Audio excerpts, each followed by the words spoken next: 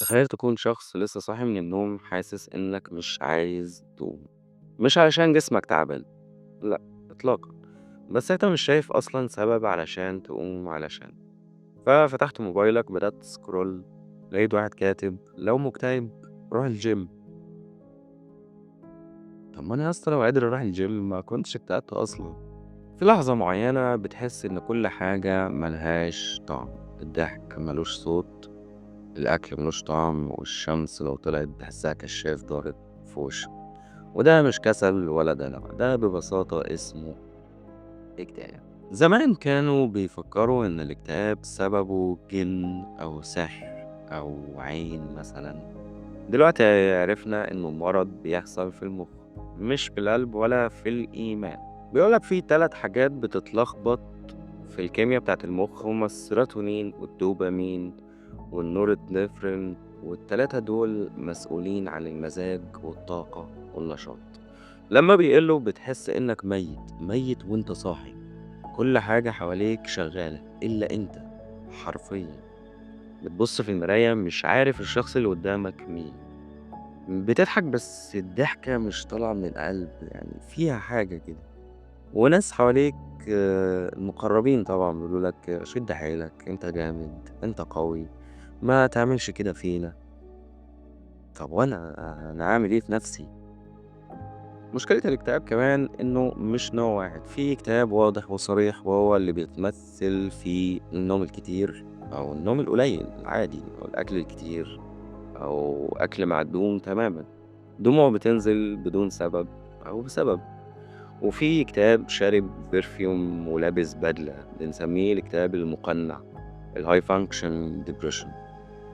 الناس دي بتضحك وتشتغل وبتنجح وبتهزر، بس عادي ممكن يرجع البيت وهو بيخلع الشراب بيعيط. ومش شرط يكون شخص معلوم، ممكن يكون مدير شركة أو أم لطفلين مفيش زيهم، أو طالب في كلية قمة. انت ما تعرفش اللي جواه لأنه متعود يفهم. في يوميات المكتئب بتصحى الصبح مش حاسس بحاجة، تقعد على السرير نص ساعة ساكت مش عارف تبدأ منين.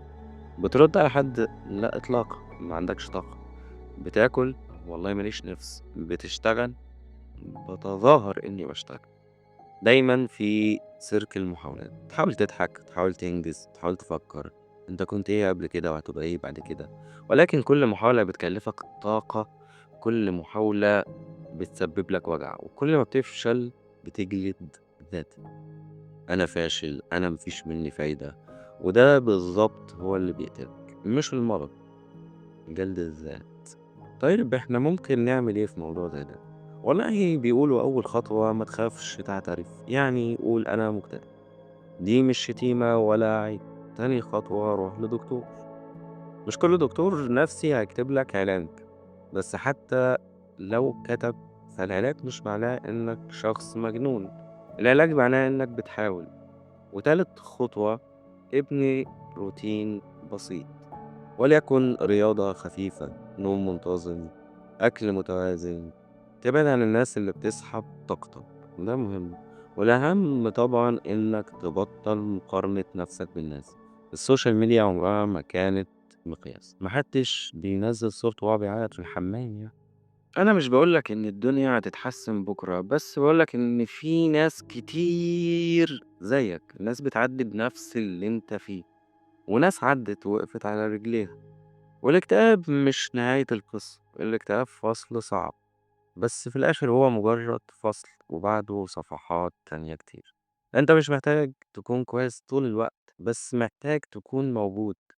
وجودك مهم حتى لو أنت مش شايف ده على الإطلاق، ويمكن مجرد وجودك هو الحاجة اللي هتخلي حد تاني يكمل.